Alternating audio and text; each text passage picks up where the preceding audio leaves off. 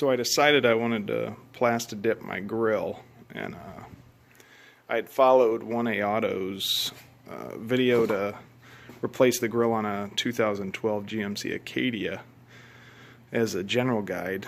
A few things I came across, just thought I'd make a little additional video.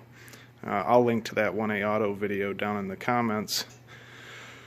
But there's a few things that are a little bit different about this that you might run into that would cause you some problems.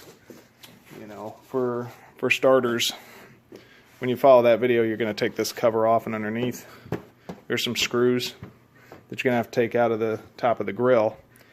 On this, they're actually Phillips. In that video, they refer to them as Torx.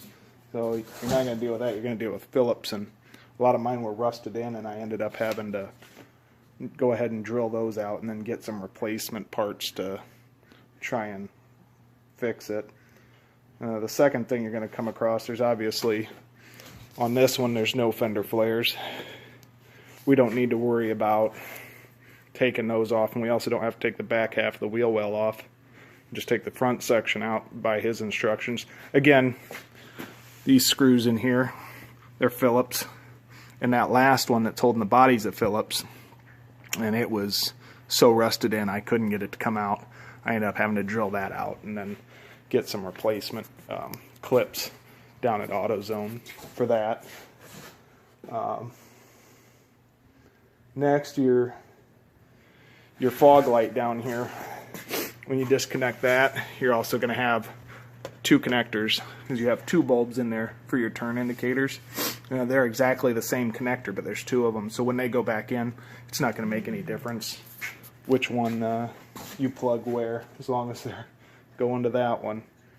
The last thing on this is right under this cover. Once you get that up, right here, there's a pop rivet. There's a pop rivet through there that when you're going to take this grill out, you'll follow the rest of the instructions on the video, as far as there's two, I believe there's 7mm screws back here, and then you'll bend these little fins in order to be able to loosen this. But you'll have to drill out these pop rivets here, and again, AutoZone with some different sort of body nuts and screws. I use that because that's what holds the grill portion here to this part of the bumper cover. And finally, at the end of that video, or not the end, but when they're pulling that bumper cover off,